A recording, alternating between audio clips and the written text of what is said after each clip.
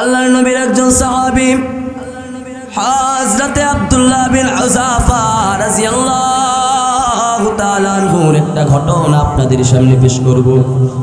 ও মুসলমান বন্ধুরা, আমিরুল মুমিনিন হযরতে ওমর ইবনুল খাত্তাব রাদিয়াল্লাহু তাআলা আনহুর জামানার ঘটনা। হযরতে ওমর ইবনুল খাত্তাব নেতৃত্বকালীন হযরতে আব্দুল্লাহ বিন হুযাফাকে একটা যুদ্ধের নেতৃত্ব দিয়া রোম সাম্রাজ্যের বিরুদ্ধে পাঠাইলেন। আব্দুল্লাহ বিন হুযাফা রাদিয়াল্লাহু তাআলা আনহু এবং তার সঙ্গীরা যখন যুদ্ধের মধ্যে চলে গেল,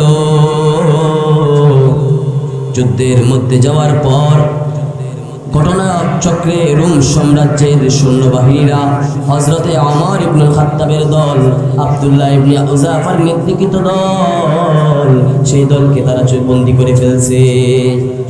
তো তাদের বন্দী করার পিছনে একটা উদ্দেশ্য ছিল। সেই উদ্দেশ্যটা হচ্ছে মুসলমানদের ঈমান কেমন, মুসলমানদের ঈমানটা চেক করা, কি করা, পরীক্ষা করা। হযরতে আব্দুল্লাহ বিন হুযাফা রাদিয়াল্লাহু তাআলা আনহুকে যখন রোম সাম্রাজ্যের সম্রাটের দরবারে হাজির করা হলো, হযরতে আব্দুল্লাহ বিন হুযাফাকে রোম সাম্রাজ্যের সম্রাট ডাক দিয়া বলতেছে, রে আব্দুল্লাহ বিন হুযাফা, তুমি যদি তোমার ঈমানকে ত্যাগ করতে পারো, তুমি যদি ইসলাম ধর্ম ত্যাগ করতে পারো, ইসলাম ধর্ম যদি ছাড়তে পারো, রে আব্দুল্লাহ বিন হুযাফা, এই এত বড় সাম্রাজ্য, পৃথিবীর সুপার পাওয়ার রোম সাম্রাজ্য, এই সাম্রাজ্যের অর্ধেক সাম্রাজ্য তোমার নামে লিখে দিব।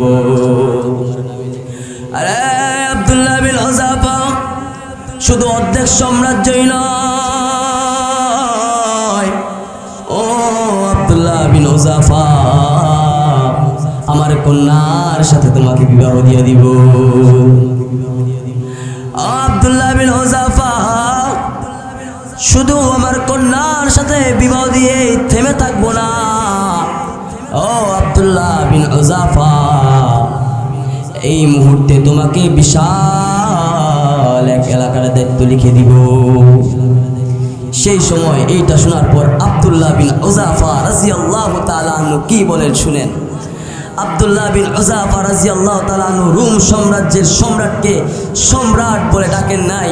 আব্দুল্লাহ বিন হুযাফা রাদিয়াল্লাহু তাআলা আনহু সেই সময় রোম সাম্রাজ্যের সম্রাটকে বলতেছেন, ইয়া কালবার রুম, হে রোমের কুকুর, তুমি কি মুসলমানদের ঈমানকে এত সস্তা মনে করেছো? কি কয়? তুমি কি মুসলমানদের ঈমানকে এত সস্তা মনে করেছো? তারপর এইটা শোনার পর রোম সম্রাট আব্দুল্লাহ বিন হুযাফা রাদিয়াল্লাহু তাআলা আনহুকে ডাক দিয়া বলে, আব্দুল্লাহ বিন হুযাফা, শরীরে এখন তেজ বেশি, তো এই জন্য বড় বড় কথা বলতেছো। দাঁড়াও, তোমার তেজটা কমাইতেছি, তারপর দেখবো তোমার ঈমান কতটুকু। আব্দুল্লাহ বিন হুযাফা রাদিয়াল্লাহু তাআলা আনহু এবং তার সঙ্গীদেরকে বন্দী করে ফেললো। আব্দুল্লাহ বিন হুযাফা এবং তার সঙ্গীদেরকে কারাগারে নিক্ষেপ করা হলো। সেইখানে একটা ডাক্তার পাঠানো হলো। ডাক্তারকে বলে, কোনো খাবার দিবা না, তুমি প্রতিনিয়ত তাদের নালী পরীক্ষা করবা, প্রতিনিয়ত নালী পরীক্ষা করবা। যখন দেখবা খাবার না পাইলে আর বাঁচবে না, খাবার না পাইলে আর বাঁচবে না, তখন খাবার দিবা। কি খাবার দিবে সেইটাও আবার নির্ধারণ করে দেওয়া হলো। ও মেরে মুহতারাম ভাইও, কি খাবার দিবে এইটাও নির্ধারণ করে দেওয়া হলো। সেই খাবারটা হচ্ছে শুকুরের গোশত আর মদ মিশানো পানি। নাউজুবিল্লাহ বলেন না, শুকুরের গোশত আর মদ মিশানো পানি দেওয়ার জন্য আদেশ করা হলো।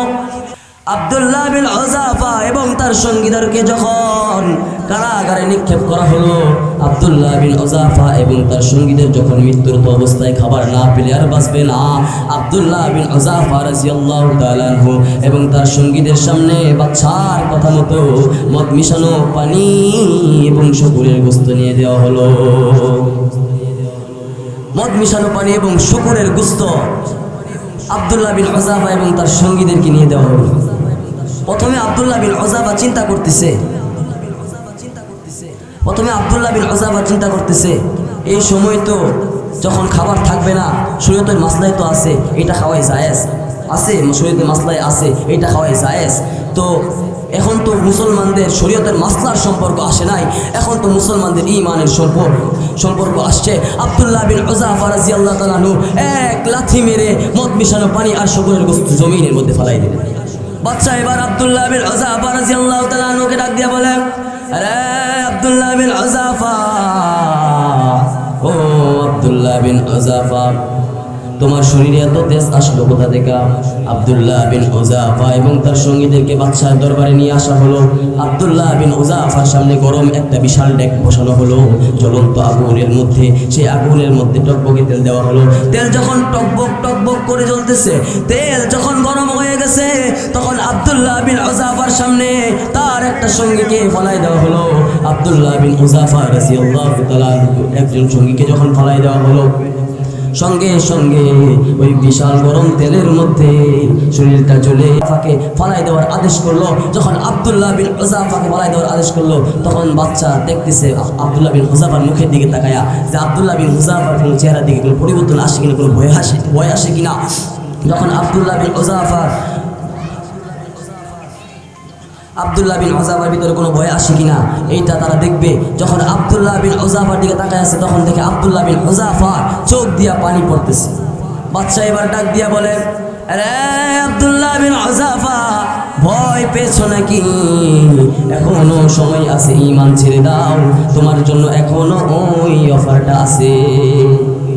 সেই সময় আব্দুল্লাহ বিন হুযাফা বাচ্চাকে ডাক দিয়া বলে, হে বাচ্চা শোনো, আমার এই চোখের পানি তোমাকে দেখানোর জন্য নয়, আমার এই চোখের পানি দুনিয়ার কাউকে দেখানোর জন্য নয়, আমার এই চোখের পানি স্বয়ং আসমানের মালিক, জমিনের মালিক আল্লাহকে দেখানোর জন্য।